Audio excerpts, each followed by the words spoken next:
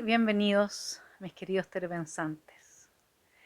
Como hemos venido haciendo hasta ahora, lo que intentaremos en esta columna es abrir otra pequeña caja dentro de la gran caja de Pandora que se ha destapado desde el 18 de octubre del año pasado en adelante.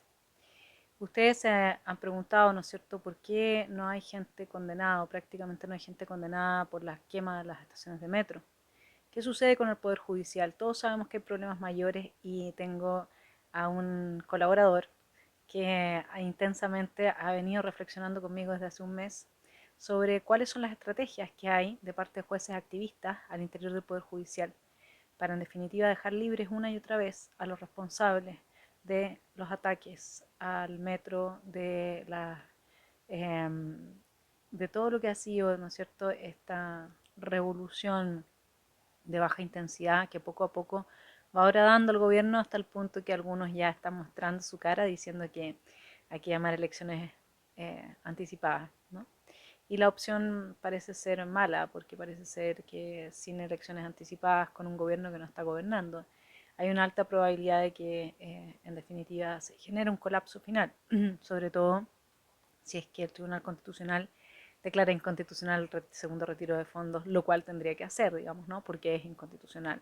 Entonces, como siempre, nosotros volvemos a este objetivo que se trazó ya en 2013 en este libro de Atria de la Constitución tramposa sobre que para desmantelar la institucionalidad vigente había que volar bajo el radar del derecho, ¿no es cierto? Entonces dice, este debe ser el norte, buscar creativamente formas de acumulación de poder que no alcanzan a ser percibidas por el derecho. Pero no solamente es eso, sino que además nosotros vemos que hay formas que son percibidas por el derecho, como en el caso del metro Pedrero, eh, donde se pidió, ¿no es cierto?, 20 años de cárcel efectiva para Daniel Morales y 10 años de internación para su sobrino en un centro cerrado del Sename por quemar esa estación de metro y han salido libres. Entonces lo que yo los invito a hacer en este especial, en honor a mis Patreon, miren, estoy con micrófono nuevo, gracias a cómo me han ayudado todos y vamos avanzando cada vez con mejor tecnología y posibilidades, es que he decidido hacer esta columna un poco más extensa sobre la justicia roja. O sea, si a usted le interesa entender cuáles son los artilugios que se están usando hoy día al interior de tribunales para dejar libre la primera línea, entonces quédese, tenga paciencia y vamos con el análisis. En una resolución vamos con el primer caso, ¿no es cierto?, donde el juez del séptimo tribunal de juicio oral en lo penal de Santiago, que tiene a su cargo redactar la sentencia absolutoria, en el caso de los dos imputados, Daniel Benjamín Morales Muñoz y el adolescente, terminan, nosotros ya sabemos que este juez es ni más ni menos que padre del abogado Fernando Monsalve Arias. Estamos hablando de Fernando Monsalve Figueroa. Y su hijo, el hijo de este juez que tenía a su cargo, redactar la sentencia absolutoria, es personal de apoyo en la Cámara de Diputados del comunista Hugo Gutiérrez, imagínense. Entonces, y además el hijo respalda la propuesta de dar amnistía a los presos relacionados con los hechos violentos posteriores al 18 de octubre. Además, a esto se suma que se acaba de aprobar por parte de la oposición promover una ley que otorgue pensiones de gracia a las víctimas de las violaciones de los derechos humanos por parte del gobierno de Piñera. O sea, acá habría, porque para que existan violaciones a los derechos humanos tiene que haber un aparato estatal sistemático violando derechos humanos. Bien, ustedes saben lo que eso significa, ¿no? Si se acepta que aquí hay víctimas de violaciones a los derechos humanos, entonces, en definitiva, Carabineros sería como una especie de DINA, de centro de tortura, y con eso nos desmantelan toda la seguridad del país. Volvamos a tribunales. El fallo.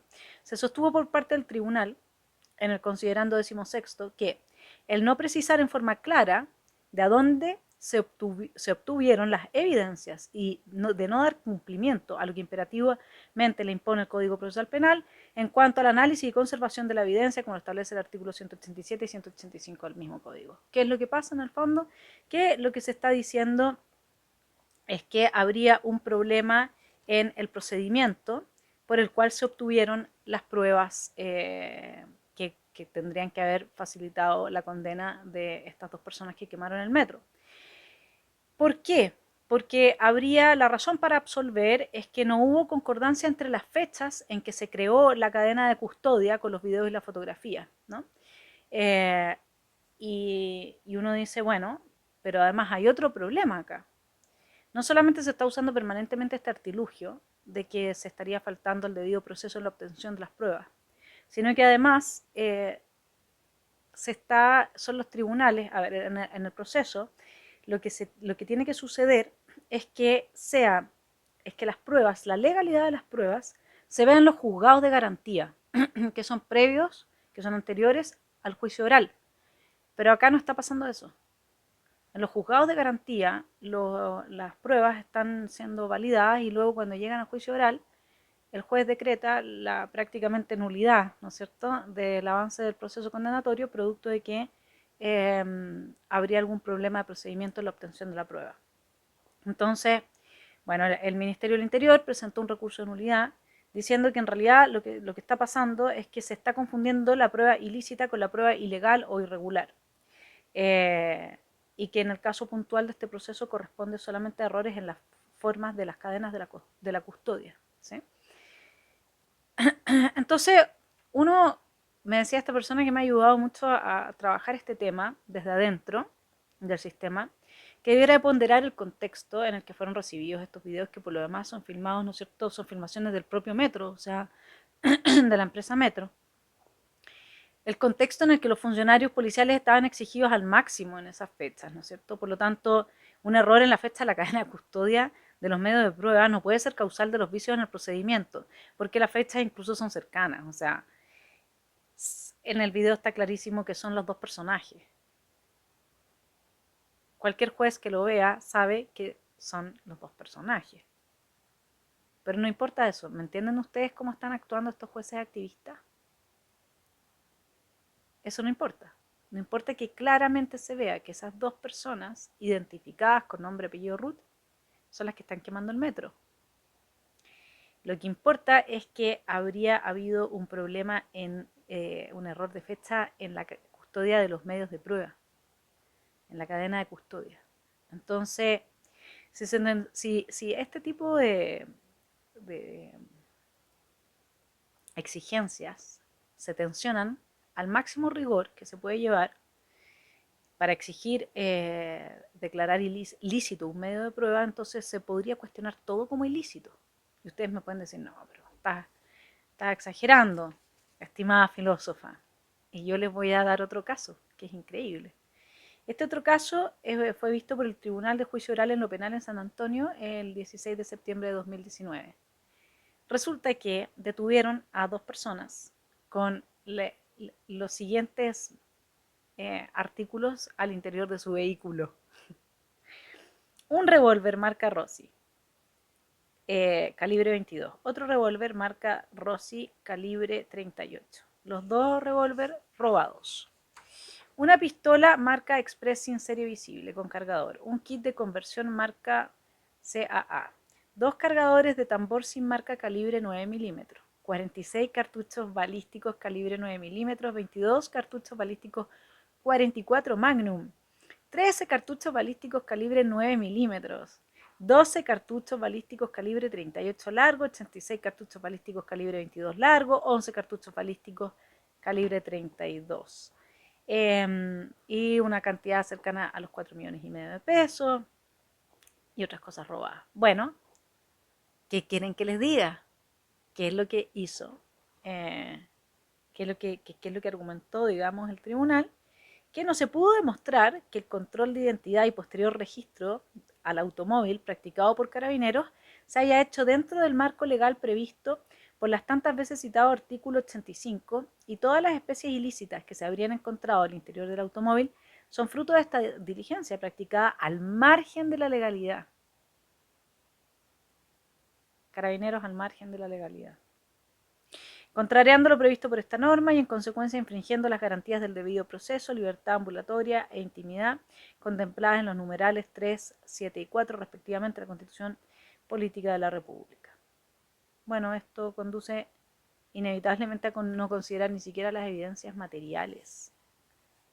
Miren, en el fondo lo que les quiero mostrar es cómo está operando el Tribunal de Justicia hoy día. La justicia roja, el activismo judicial. Y cómo está sirviendo la causa de la revolución que se desató el 18 de octubre en adelante. O sea, con todas esas armas dejaron libre a la gente que las llevaba. O sea, ni siquiera la evidencia material. Otra cosa era un video, ¿no es cierto? Pero acá hay evidencia material. Se está considerando. Bueno, a esto hay que agregar que evidentemente que nadie estaría de acuerdo con que se justifique obtener una prueba con vulneración de garantías. La exclusión de tales pruebas debe realizarlas el juez de garantía. Se observa que provienen de actuaciones nulas que no observaron las garantías fundamentales. Esto le otorga a todo ciudadano la certeza de que sus derechos serán cautelados, ¿no es cierto? Pero entiéndase bien, la ilegalidad de la prueba se cuestiona no en el juicio oral, sino en el juzgado de garantía. Entonces esto complica un poco más las cosas. ¿Por qué, por qué no se hizo de esa manera? ¿Por qué hoy día la metodología no es, digamos, cuestionar la legalidad o ilegalidad de la prueba en los juzgados de garantía? Bueno, hay una razón para eso. Porque en el fondo, si es que se avanza en el juicio con una prueba que se sabe, se puede comprobar es ilícita, luego se sabe ganado el juicio. ¿Se entiende? Si yo llego al final, al juicio oral, con una prueba que yo sé que puedo demostrar que es ilícita, porque no cumple con los procedimientos, entonces yo no permito avanzar en la investigación y la obtención de mayores pruebas que sí puedan ser lícitas para la condena. Entonces, la pregunta es, ¿cómo en la audiencia de juicio la misma defensa puede alegar que su prueba, porque una vez que la defensa permite que con esas pruebas se transite hacia el juicio oral, es porque está legitimando que considera lícita esa prueba, si no la hubiera cuestionado antes, ¿no es cierto?, en el juzgado de garantía. Bueno, esto es muy relevante, porque supone que con anterioridad la parte sabe que, por ejemplo, el testigo o perito miente, o que los objetos incautados no son los utilizados en el delito, o que las imágenes fueron alteradas. Y esto es grave porque atenta contra el principio de buena fe, pero no solamente esto. Termina siendo una estrategia procedimental que logra un fallo favorable, porque se sabe que ante la comprobación de que las pruebas son ilícitas, el juez va a fallar conforme a esa información.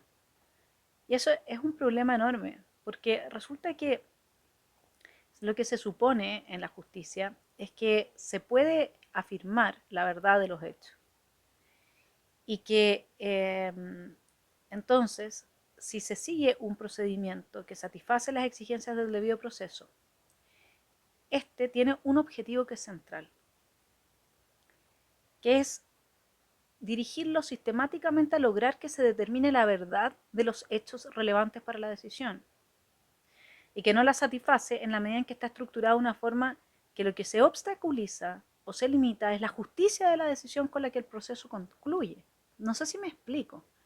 O sea, puede ser que efectivamente hay un problema de fechas en el asunto de los videos de los dos personajes de Pedrero, pero son ellos dos y están quemando el metro.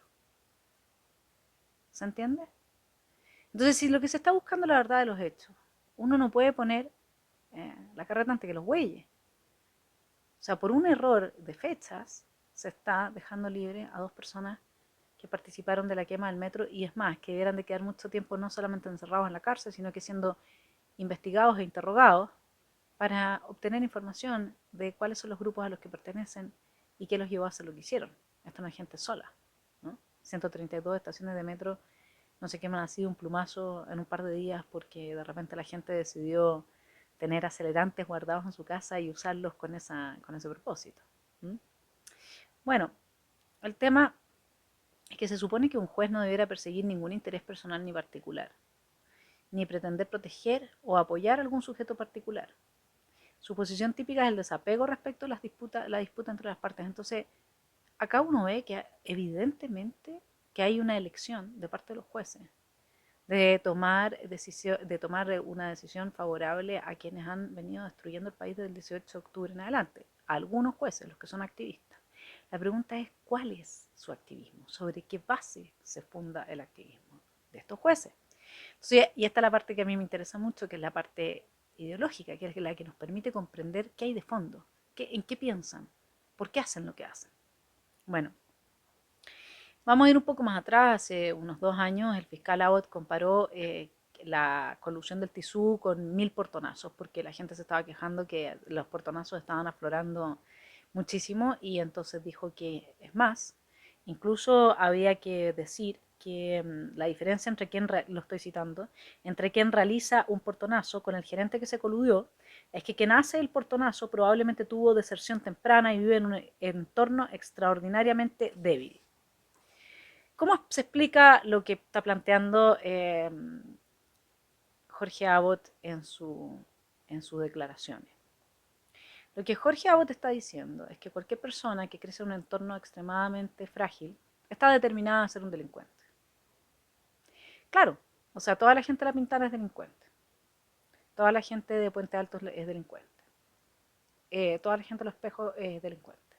Toda la gente que ha crecido en una población pobre ha sido delincuente. Ese es su pensamiento. Miren qué profundo y reflexivo es nuestro fiscal nacional.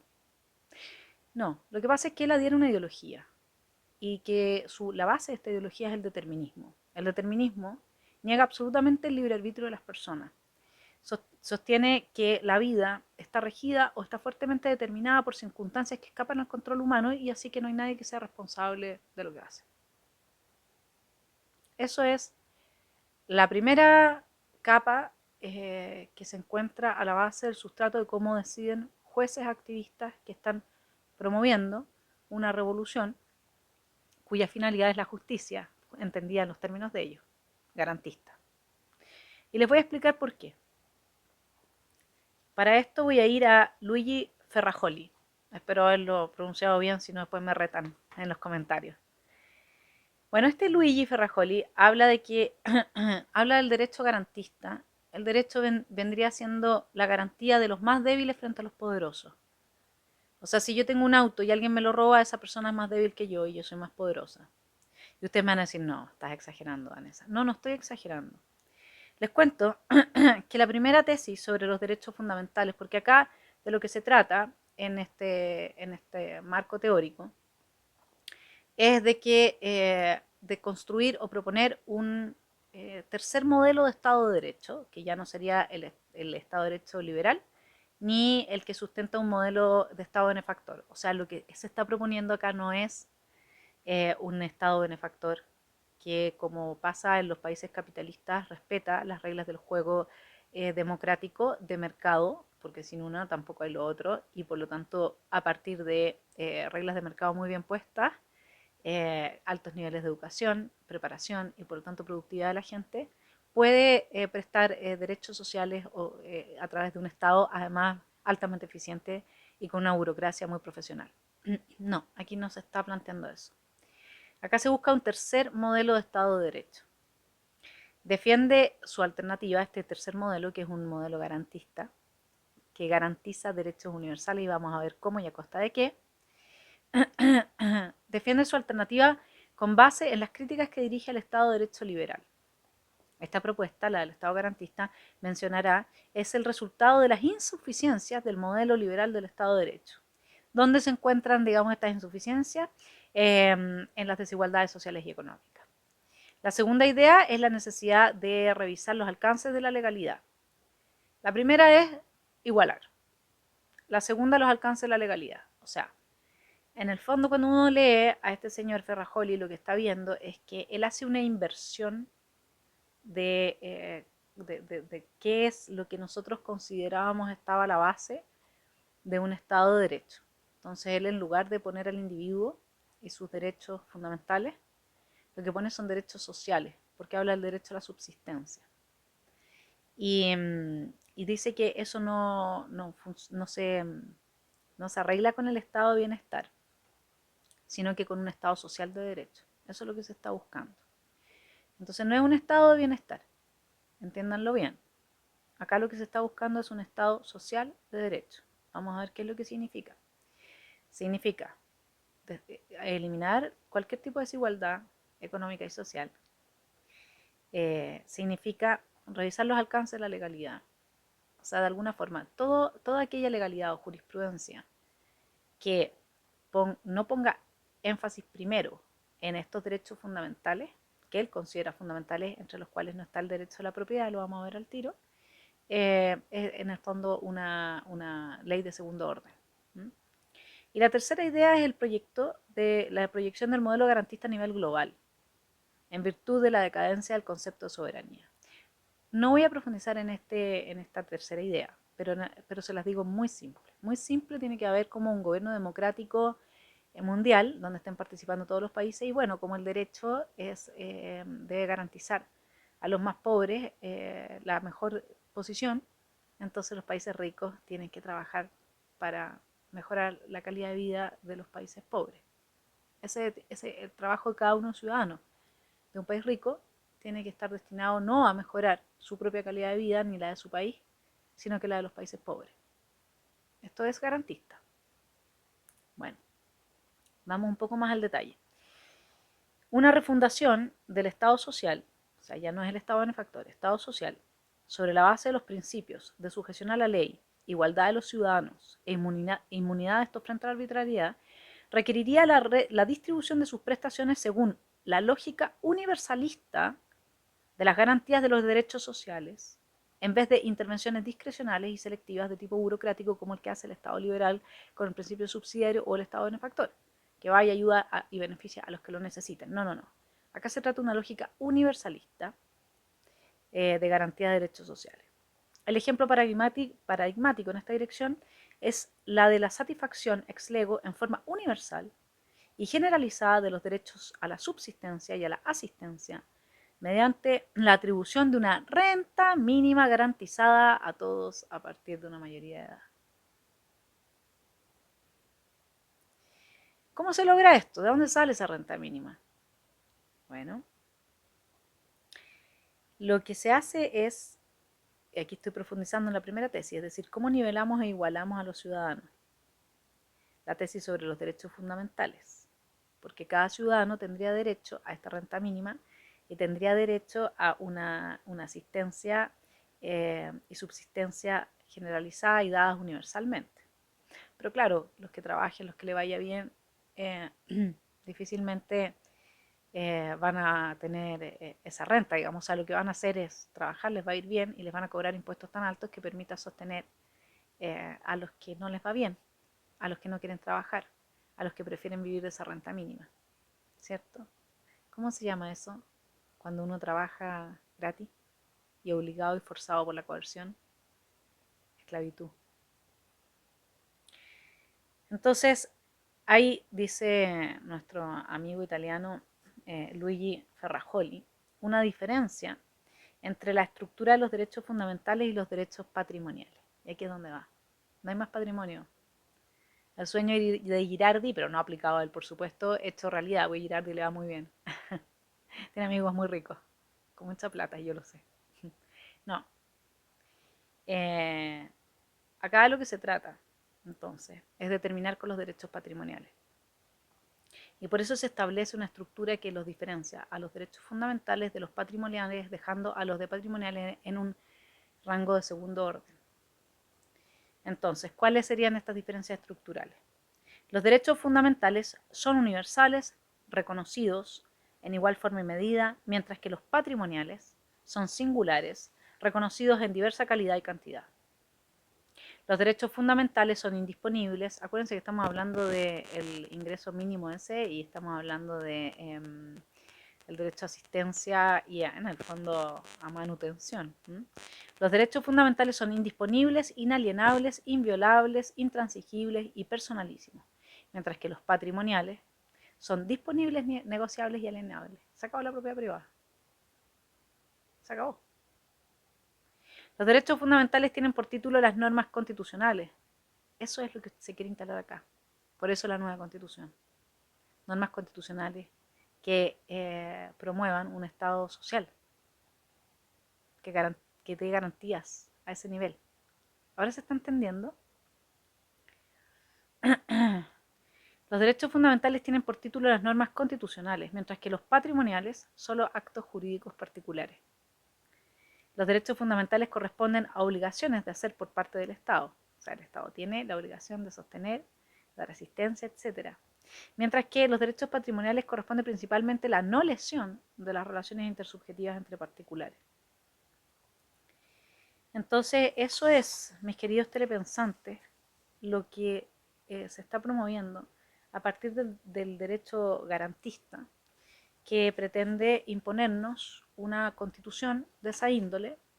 Y les voy a explicar de qué modo, porque al final, hacia el final del libro, Fernando Atria dice que hay que seguir volando bajo el radar del derecho, volar bajo el radar hasta el final. ¿Mm? Y entonces él se pregunta acá cuáles son las estrategias para redactar una nueva constitución. Habría una estrategia institucional y otra estrategia rupturista. Bueno, hasta ahora nosotros vamos en medio de las dos, ¿no?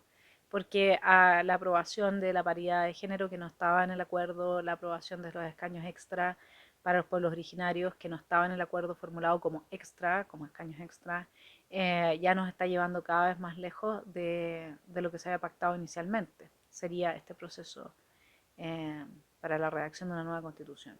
Entonces nosotros en este momento estamos bailando entre la estrategia institucional y la rupturista. La institucional no le interesa a Atria porque dice esta viene siendo como la reforma que se hizo en 2005, sometida a las condiciones que exige el artículo 127 de la Constitución y por lo tanto no, no tiene ningún sentido seguir la estrategia institucional. En cambio, la estrategia es rupturista cuando ella misma, lo estoy citando, debe conceder que no acata la ley o la constitución vigente. Bueno, a eso vamos, a una estrategia rupturista, con nuestros jueces activistas ayudando, poniendo su dosis importante en la construcción de, finalmente eso, una constitución cuyo fundamento ideológico es esta forma de pensar en que se quiere un Estado garantista, que garantice los derechos. Y les dejo entonces, los dejo pensando sobre cómo se está llevando a cabo este proceso, porque francamente es caso a caso que va sucediendo, ¿no? Vamos avanzando en la destrucción de la institución de Carabineros y su autoridad, y vamos avanzando en la legitimación de quienes destruyeron Chile, de Arica a Punta Arenas, desde el 18 de octubre en adelante, ahora más encima con un proyecto de ley que pretende darles una especie de manutención de por vida, y por lo tanto esto está avanzando cada vez más a invertir nuestro proceso constituyente en hacia un modelo, darlo vuelta, hacia un modelo garantista como el que acabo de escribir, y, y la conclusión final es que ese tipo de modelos conduce a la esclavitud.